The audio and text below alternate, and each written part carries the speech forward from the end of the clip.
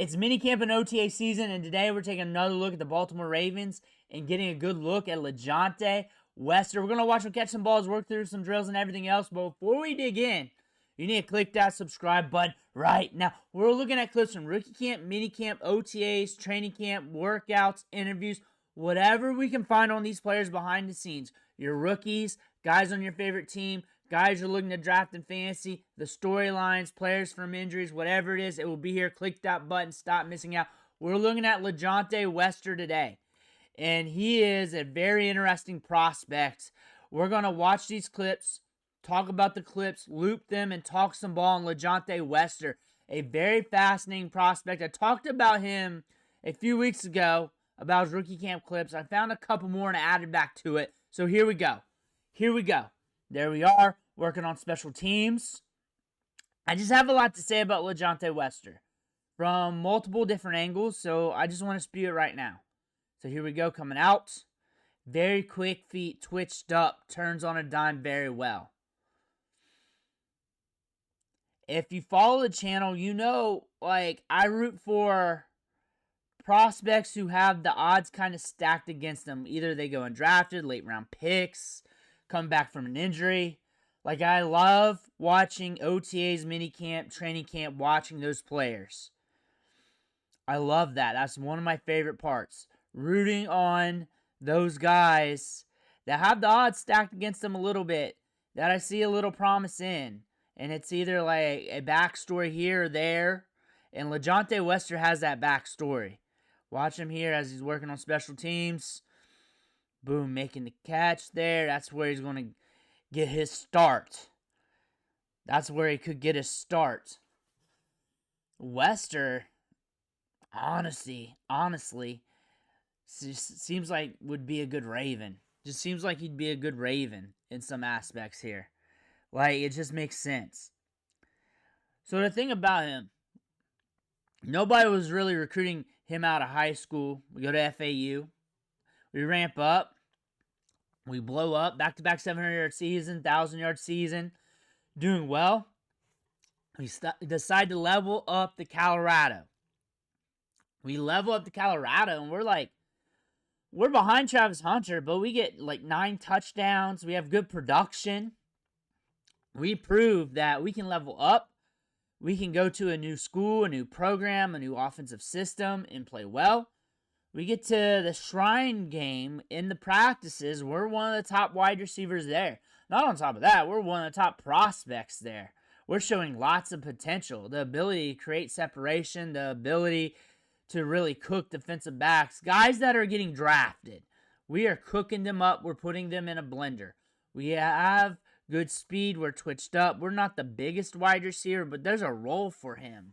And this is a player that you got to pay attention to, because everywhere he's been at, he's been kind of counted out. He's been the underdog. He went to Colorado, and it's Travis Hunter, it's Horn, it's everybody else. But he comes up, he plays well. He transitions quickly. We go to FAU. Nobody's really counting on this kid coming out of high school. He could have never touched the field. Nobody would have known. So we go from the bottom. We just keep working our way up to the top here. Now we're drafted. We're to the Ravens. We still got a lot of work to do to climb this depth chart. But this is why we like training camp. Some people, when they're watching training camp, they're just hoping that their guys stay healthy, that it's just a t-shirt, shorts, and all that. Then there's other people like me that they follow some of these players' careers, and they see a player that they've been watching, they go undrafted, and they're like, hey, here's a storyline. Or a guy gets hurt.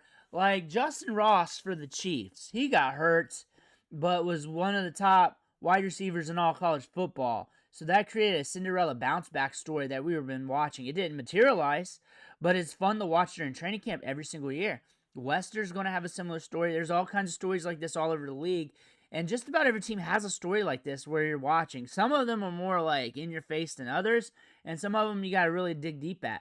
But what I like about him is he's quick, he's very assertive and aggressive with his route running, and he's very technical, very nuanced.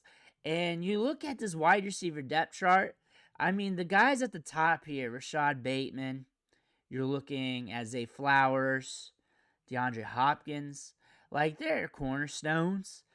But after that, he could start carving it out. He could start carving out a role sooner than later, and that could potentially happen middle of the season because he's a twitched up wide receiver, like I said, very technical, and those traits could allow him to see the field somewhere down the line. And that could be as a role player. Now, if you're looking at this for fantasy football, I would suggest that if he's way out the scope for redraft right now, for sure. Your basic dynasty formats might be even out of the scope of that right now, depending on your league, your format, your size, how many guys you're starting, and if you're pivoting from the running back position. Like I've been saying, I've been suggesting stacking that running back position so heavy this year. But if you're in a deeper league, maybe it's a Devy league and he did not go drafted somewhere down the line, it's a shallow Devy league.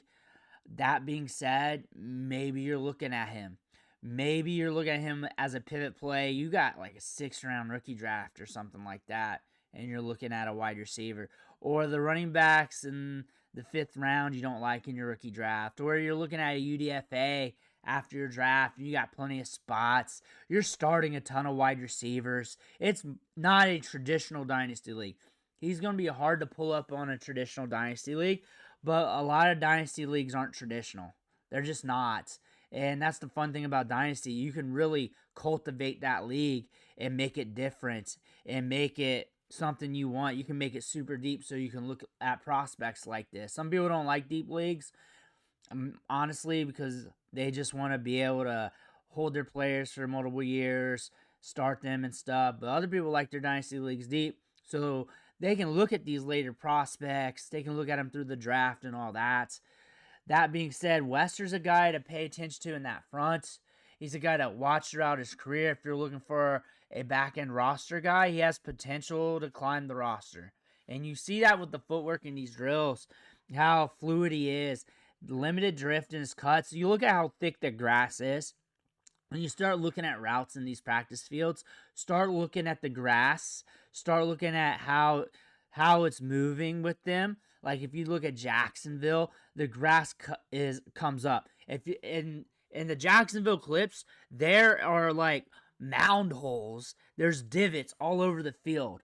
All over the field throughout practice. You're seeing the turf come up, even like a simple bootleg of Trevor Lawrence. Here, it's just thicker, plusher surface. I say surface because I can't really tell 100% if it's real or not, but it's plusher, so it's a little thicker. So the fact that we can stop on a dime on this pretty well is very encouraging.